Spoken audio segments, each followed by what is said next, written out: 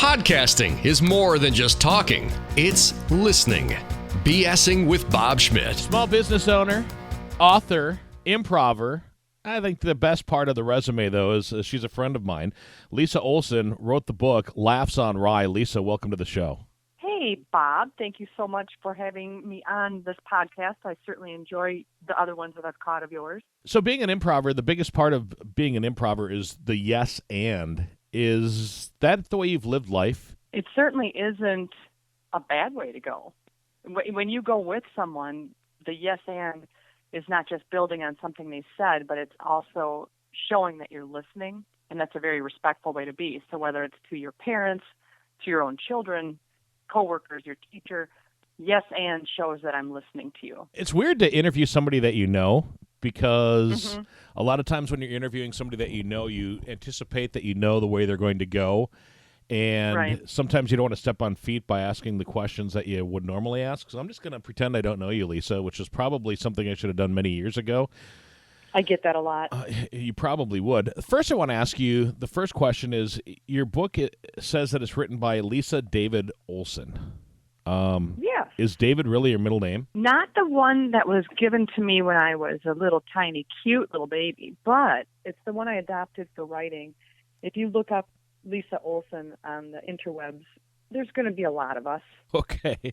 So have you taken any guff for using the middle name David? No, but like you, people have asked me that. That is something so surprising about this book, is being asked about my writer's name. I didn't expect that. Is that the marketing part of you that decided that you wanted to go with something that's going to stand out? Interestingly, I don't see myself as a marketer, but I certainly am, aren't I? That's awesome.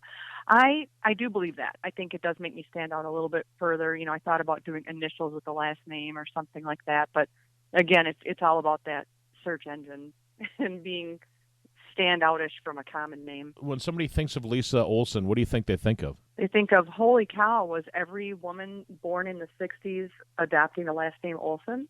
The book is called Laughs on Rye, and as I'm looking at the cover of the book, there's a piece of, it looks like wheat bread, not rye bread, but it looks like it's, cut, and it doesn't look like those pieces actually fit together as a puzzle, do they? They do, and the title is spelled W-R-Y, so it's really a twist on the word rye. So Laughs on Rye is pretty much stating finding humor in non-humorous situations, and which refers back to my childhood.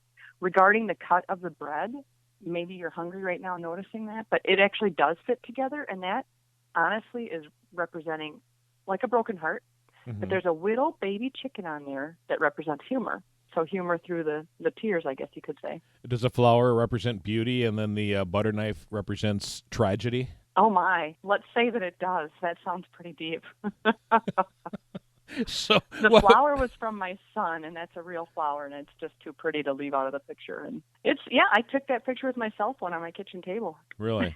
And the butter knife just happened to be sitting on the table because somebody forgot to do the dishes? Hey, when you've got 5 teenage boys, anything is possible on that kitchen table. Right. There's a lot of stories on our table. Let me just say that. So the book is about life choices, right? Life is made of choices instead of excuses, and I full-heartedly agree with that. I don't think that you can be successful in life if you don't stand up and take personal responsibility for things in your life.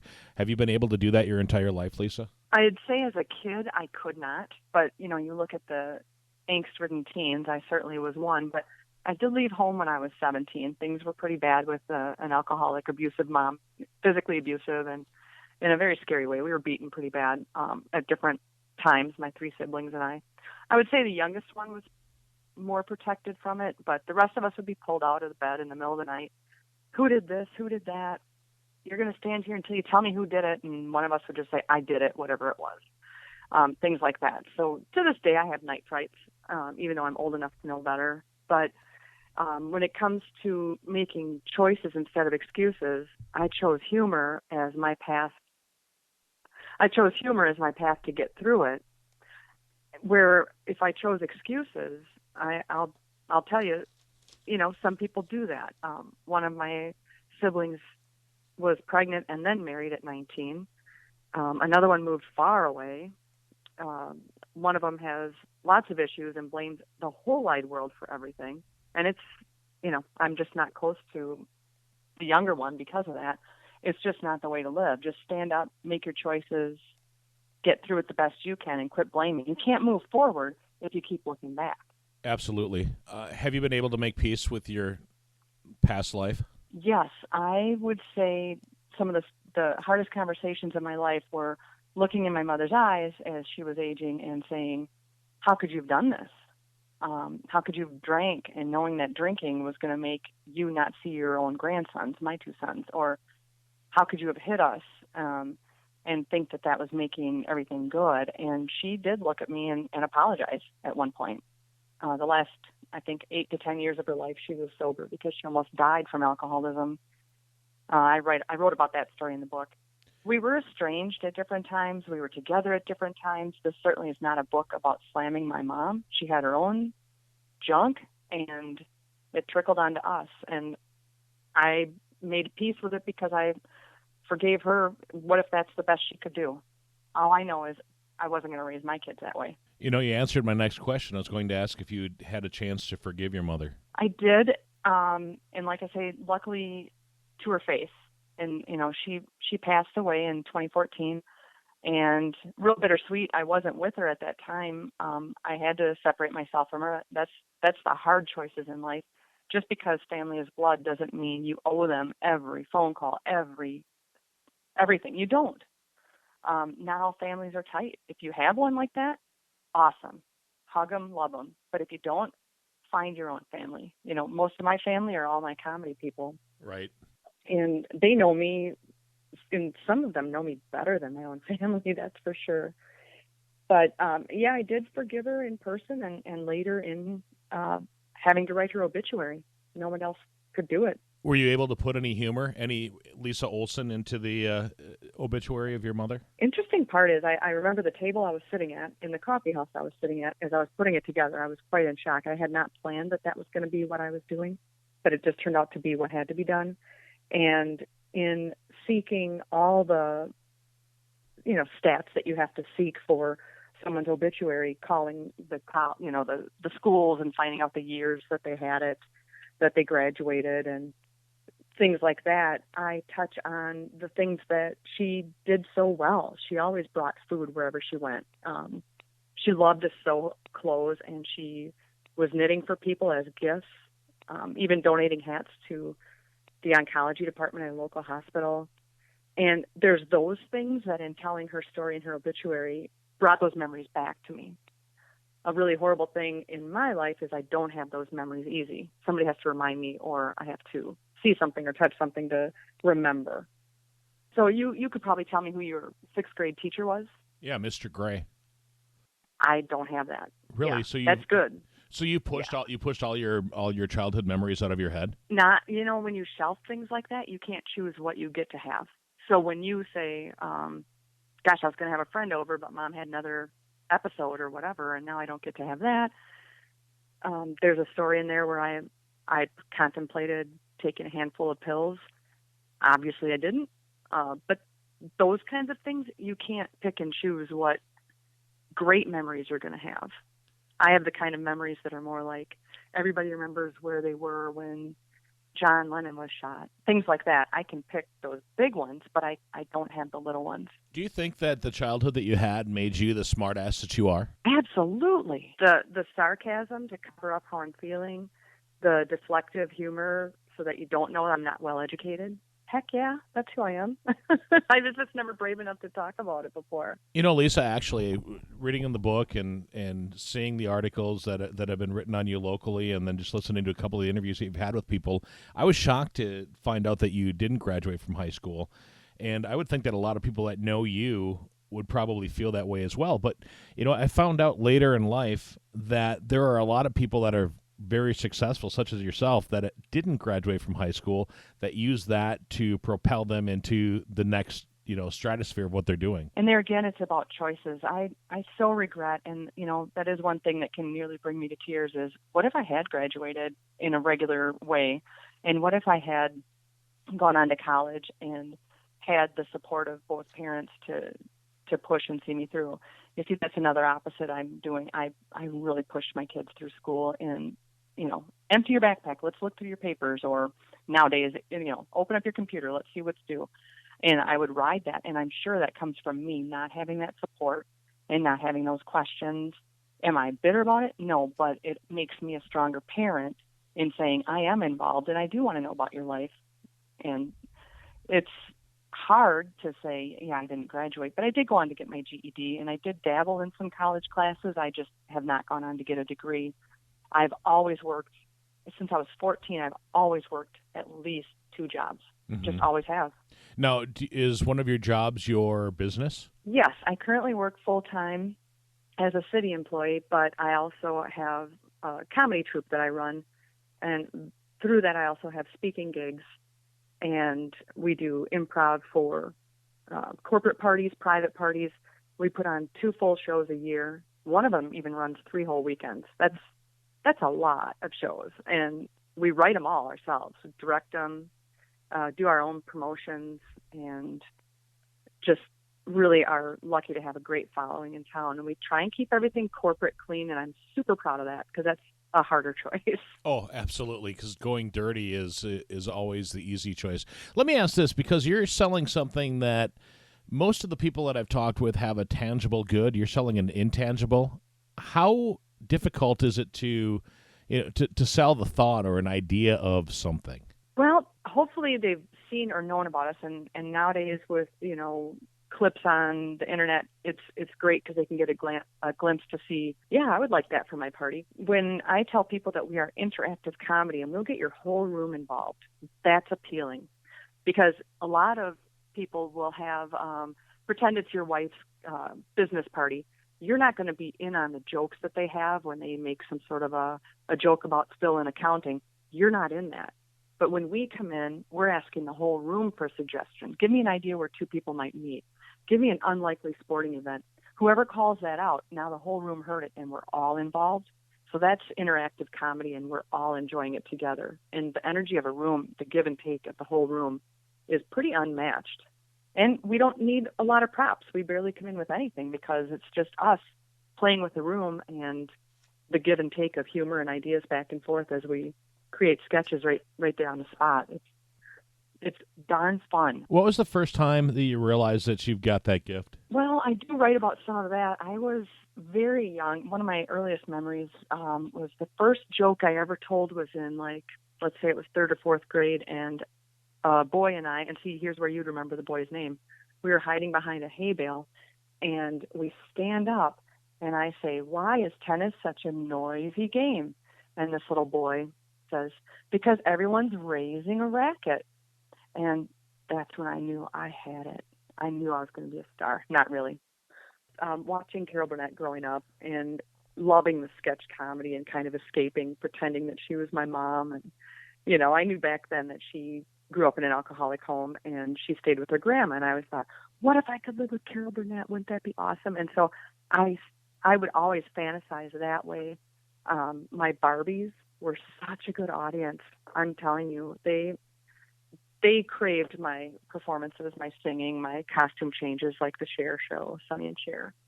So I knew that I loved escaping and doing that. I also have my own radio station in my bedroom, and I would take all the requests of anybody that walked by my bedroom. So I kind of had that going for me. Growing up in an alcoholic family, Lisa, are you a drinker? I do, but not to excess. Yeah.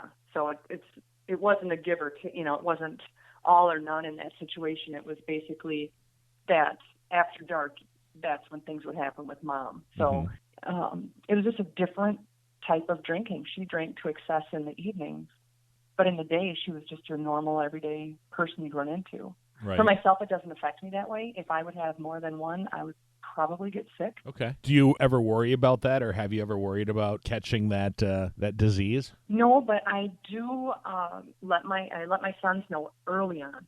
I let them know right away that alcoholism is on both sides of their family, their father's side and my side. And we've had a lot of talks about that, and just that you may think it's just fun to party, but you don't understand that there's something in your body that might just crave it on a level that's just not healthy and is just more than recreational. And I'm telling you, since they were young, that's what I used to tell them, just so they'd know and understand. Was that hard for you to have that conversation with your boys? No, not at all.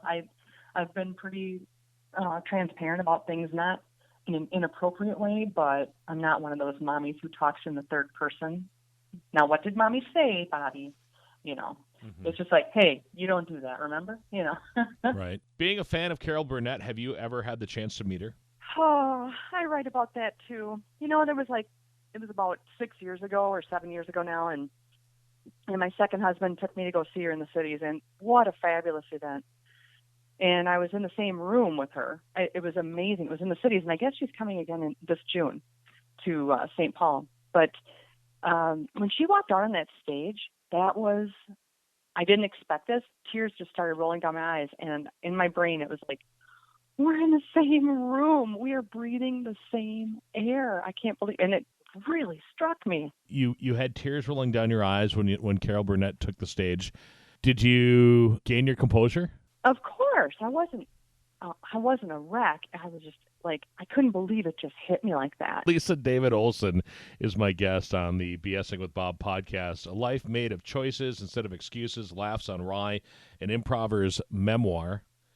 Finding humor through childhood abuse, failed marriages, and other hurdles. Let's talk other hurdles, because everybody that has a business, every entrepreneur has hurdles that they've gone over, through, or around. What are some of the other hurdles that Lisa David Olson has had? I would say we've already covered one, which is my not finishing high school.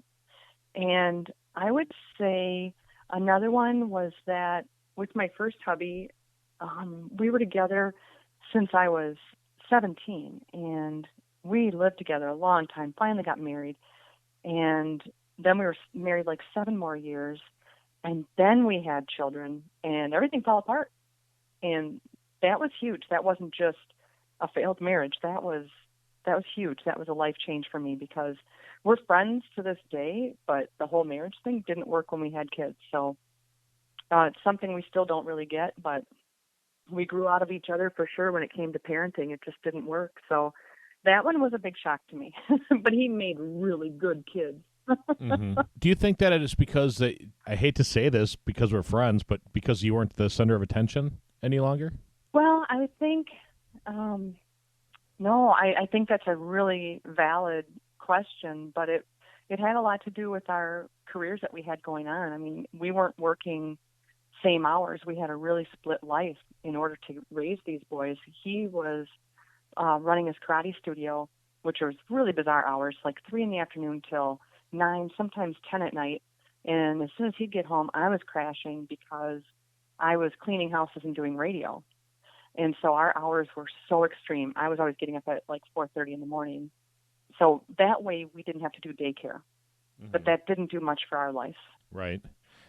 From what I've known you've always been, kind of a little off the wall, always going for the laugh.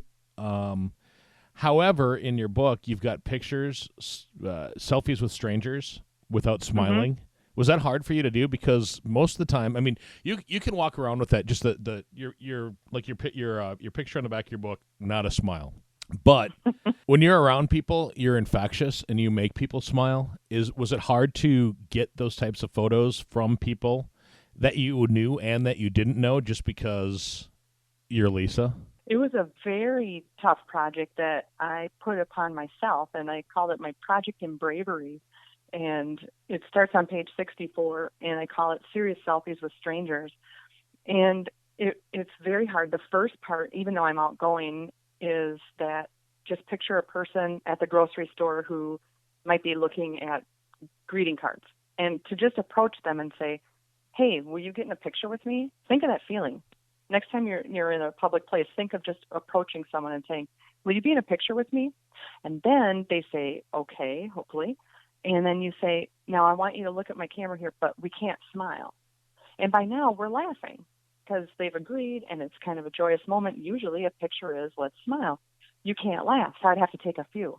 You got it. Oh, you're smiling. Let's take this again. And in that section of the pictures you see between a lady in a funky hat that was at the farmer's market to a guitar-playing man in Chicago on the L train platform, not one person turned me down, and that was awesome. Really? But yeah, for me, awesome. That was hard. You walk up to somebody, you're interrupting their day, and oh my gosh, that means we're having an interaction in person. What? we're all supposed to be just on our phones all the time and ignore each other. Lisa David Olson, everybody's got the aha moment in their life. And I was wondering, what was your aha moment? A huge thing that you learn when you're an adult that you wish you knew as a kid was that it's harder to break up with a friend than a lover. People are mean, girls especially. And it comes a time where you have to actually uninvite them to be your friend anymore. And that's something that was a hurdle that once I decided, hey, we're not a match anymore. I've done that. And have you ever done that, Bob? Like, and I'm not talking about just unclicking them or blocking them on Facebook. I'm talking an actual conversation saying, our paths really don't align anymore. And I know that you're thinking this, and I'm just going to excuse you from my life at this time. I mean, I've taken the wimpy way out. I just, I think it's called ghosting now, where you just don't talk to somebody anymore. Right. But I don't think I've ever sat down and said, you know what, Lisa, our friendship just isn't really working out. And yeah, I really don't see this working anymore ever. I've never had that conversation. How do you go about having a conversation with somebody? With a partner, right? I've always been the one that's been broken up with.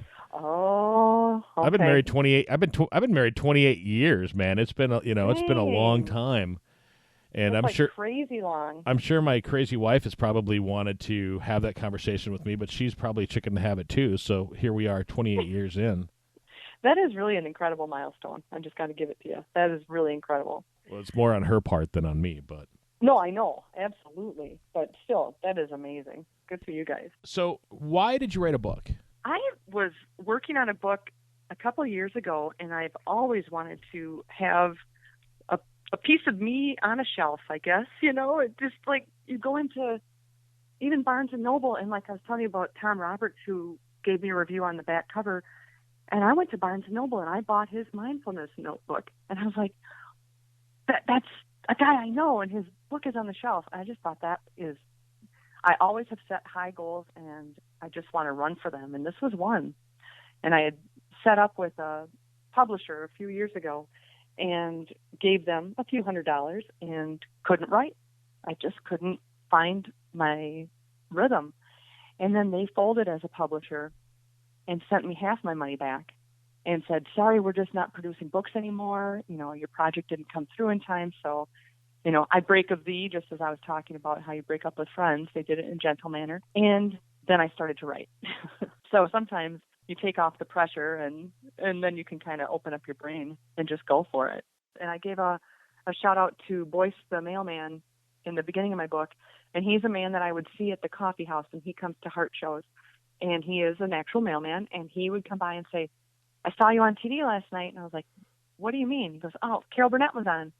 And then he said, what are you working on? I said, well, I'm trying to write a book. He goes, are you done with that book? So then every other week I'd see him at the coffee house. How's that book coming? Well, I finally got to meet him at my book signing. He showed up, and he didn't know he was in the book, but I thanked him, and we shared a little bit of tears and hugs. I said, you have no idea how encouraging those words were, because what I said to myself was, who wants to read my life? Who wants to read my stories? I don't have initials after my name. But I said, you asking me that made me think, well, somebody does want to hear my story. And he had no idea. That really touched him. That was a really nice moment. That was one of my better moments. Yeah, I don't know. Signing my book is kind of a neat thing. I got my purple pen, and I really do love signing my book. I love when somebody says, aren't you going to sign it? Because I don't offer, but because I feel like that's kind of pushy. Right. But if they say, I want you to sign it, oh, my purple pen comes out. Can I just say that my book is signed in black ink? Like your That's heart? Because I was running late in your parking lot. The thing that you'll never let me forget. Well, I know. Now I have proof, too. Hey, Bob, let me see your book. Laughs on Rye by Lisa David Olson. Oh, look, it's written in black ink. She must have been late. No, Bob. That's because you're so special. I chose the darkest ink so that you could read it even better than everybody else, because purple fades. And I wanted this to be special for you. What's your most useless talent, Lisa? I can drum. And I'm very physical with comedy, which has gotten me nowhere except bruises. But I love to be physical. I like to fall up things or plank on a stool kind of thing. That's not really gotten me famous nor rich, but I can do it. What's the one question that you can ask anybody to find something out about them? Oh, I like that. So I wonder what we have in common. What are your hobbies? I like to drink beer, sit by the fire. Mm-hmm. I like to I like to interview people. I like to listen to music, and I'm a great napper. See, now that's my useless talent. I can make you talk about you, just like you do. Yeah. People love to talk about themselves, don't they? Absolutely, they do. What advice, Lisa, are you sick of hearing? You should put that in your show. That's what people say all the time. They want to tell me about their aunt who broke her ankle because she was going to the stove, and then they touch you on the arm, they lean up by you, and they say, you should put that in your little show. I don't know what little show is, but you should put that in your little show, they say. Whose advice do you always listen to? Oh, so much. So much. The highest percentage is Todd Olson. A lot. And one of the best pieces of advice he gave me when I was struggling to write, and I've been a speaker for a number of years, and he really gave me a breakthrough sentence, and this is so crazy for me to admit. He said, you're not a motivational speaker. You are a storyteller and a sharer of humor. Just do that because that's what people want. You don't have to be out there teaching and motivating. You can share your stories and entertain, and they will learn through your stories. And that's how this book was shaped. What will people learn from reading your book? I'm hoping that people will learn that it's great to laugh at yourself. And I am pleased that I've been getting feedback where, and from newscasters to friends to relatives, I've gotten a few little notes randomly where the common theme has been, I laughed out loud. So if you want some entertainment and short snippets of stories that's not just about my childhood, because that's rarely touched on, just barely mentioned, and you're going to get some prank ideas out of there. I'll tell you that right now, Bucky. What would a business person take out of your book? A business person hopefully would take out of my book just the lessons that I put after each snippet. My little stories, I call them snippets. And it's possible that a business person might find something usable and relatable to ponder within their teams or their groups. This isn't a business teaching book by any means. I certainly do speak to businesses and groups and show them how improv works in the workplace. But this is also a relatable book, just saying, hey, let's try something new. And I love to carbonate cubicles. So invite me to your office. Let's play. Hopefully they'll take some of that feel out of it and maybe want me to come and teach them some improv stuff. I love to do that. But a lot of it is based on fun, finding fun. And the main part of it is that it's affordable fun. I've got some great ideas in there of things I've done as an example, and I want people to run with them, twist them, do their own way. Write to me. Tell me about it. I'd love to hear those. What's the best gift you've ever received? Friendship. Real friendship. The book is called A Life Made of Choices Instead of Excuses, Laughs on Rye, an improver's memoir. Lisa David Olson, the author of the book. Lisa, where do we find your book? Just search it up on Amazon. There's an ebook. There's also the printed book. Just order it online. I would appreciate that. And a portion of the proceeds goes to the Family and Children's Center in the La Crosse, Wisconsin area.